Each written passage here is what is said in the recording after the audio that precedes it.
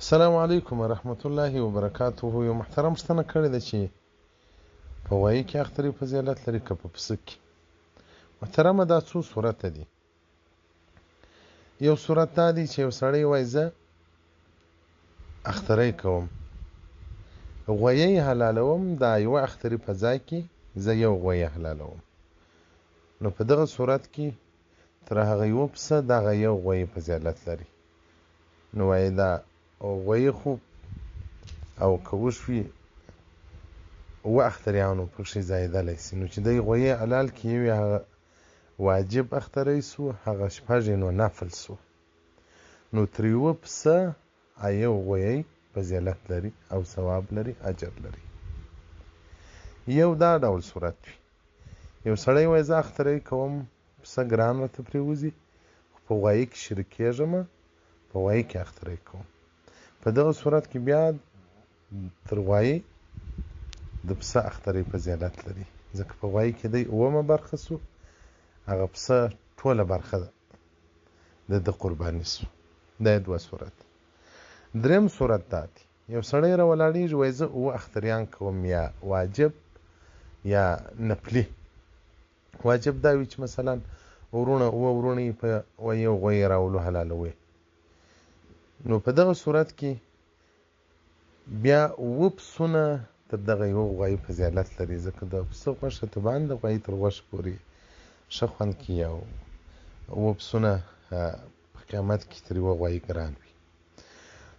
او بل فقهای کرام فرمایي چې وایي غوښه یې ښه وي، اطیبه یې هغه افضل دی. نو د پسه غوښه خو د غویي تر دې په هر صورت کې فضیلت لري. نو دغه درې صورته یې سو. که یو سړی وایي زه یو پسه پر ځای باندې یو غویي حلالوم،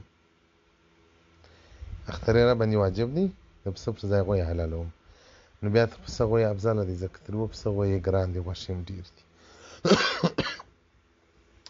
او که څوک وایي زه په غویي کې حصه د اختري برابروم، تر هغه غویي تر حصې نو یو پسه فضیلت لري. دا یې دوه صورت. او بل صورت یې دا دی چې یو سړی وایي زه اوه اختریان کومه، نو اوه اختریان په غویي کې برابروم، یو د پلار دپاره کوم، یو د ځان دپاره، یو د ښځې دي، یو د پلانکې دي، ځان کې خلاصوي په غویي یا په اوښ کې، تر هغه ته نو بیا تر دغه غویي او تر اوښ هغه پسه فضیلت لري او اجر و ثواب یې زیات دي.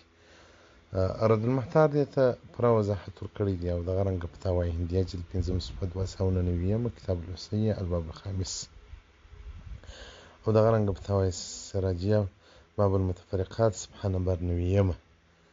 نو الحمدلله الله دې راضي سي زموږ مخلصین او زموږ متعلقین چې زموږ سره په دې ګروپانو کې دي، ډېرو ورونو او ډېرو خویندو د محمد رسول الله صلی الله علیه وسلم دپاره قربانۍ دا څو کاله کوي، او داسې ښایسته خلک هم ورپکښې دي. الله جل جلاله دې په جنت کې د محمد رسول الله صلی الله علیه وسلم او د ابوبکر صدیق او د عمر فاروق او د حضرت عثمان او د حضرت علي او د حسن او حسین او فاطمه الزهرا رضی الله عنها په سب کې په جنت کې ملګري، لکه حاجي ښایسته خان حاجي صاحب، هغه هر کال هغه دغه هم ما ته راستي دا قربانۍ، یا زه یې بعضې یتیمان ته ور واستوم یا مدرسې ته را وګرځوم. هغه اوه اختریان کوي، رسول الله صلی الله علیه وسلم دپاره، صدیق راته نو، عمر راته نو، عثمان راته نو، علي رضی الله عنه، د اهل بیتو دپاره، اوم د ټول امت مسلمه دپاره. نو دا یادواري مې د دې دپاره وکوله چې ډېر غټ غټ سرمایداران زموږ سره په مجموعو په ګروپانو کې شته، خو دغه ښه ورځ نه ورباندې راځي، بس دنیا ته په دغه ورځ مې حساب کوي. باید چې وس یې څوک ولري هغه بیخي ډېر اختریان وکړي. او بعضې ورونو ما ته ویلي دي چې ستا اختری موږ کوو، نو هغو ته زه عذر وایم. حاجي فتح محمد ورور الله جل جلاله دې د رسول الله صلی الله علیه وسلم ملګري په جنت کې ورنصیب کړي، الله دې جنت فردوس ورنصیب کړي. دا څو کاله زما اختری کوي او زما د پلار اختری کوي،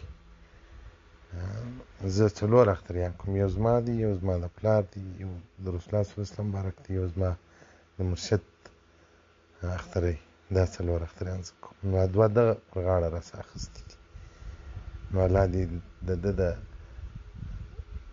دوزخ کفاره وګرځي چې له دوزخ په خلاص یې، او الله دې بدله جنت فردوس ورلر نصیب کړي. نو په اختریانو کې همت وکړي، الله په راضي کېږي. دغه د اختري وینې دومره قدر لري په نزد د الله جل جلاله لکه د شهید وینې. د شهید وینې الله په نیکۍ کې انسان ته حسابي، او دغه د اختري وینه هم الله جل جلاله انسان ته په نیکیو په حسناتو کې ور حسابي. او دغه اخترۍ چې ته کوې، که واجب اخترۍ کوې او که د رسول الله صلی الله علیه وسلم دپاره کوې، که د څلورو یارانو دپاره کوې، که د ټول امت مسلمه دپاره کوې، د هغه ټول ته یې ثوابونه ورسېږي، هغه هم در خبرېږي. هلته ملایکې معلومات وروړي، الله معلومات دې ته کوي چې پلانکي په تا پسې اخترۍ وکړي. نو چې صدیق راته نور در سره راضي سي، خوشحاله سي، عمر راته نور در سره راضي سي، عثمان رضی الله تعالی عنه راضي سي، علي رضی الله تعالی عنه راضي سي، رسول الله صلی الله علیه وسلم راضي سي. توبه لکم، تاسو لره دې بیا خوشحالي.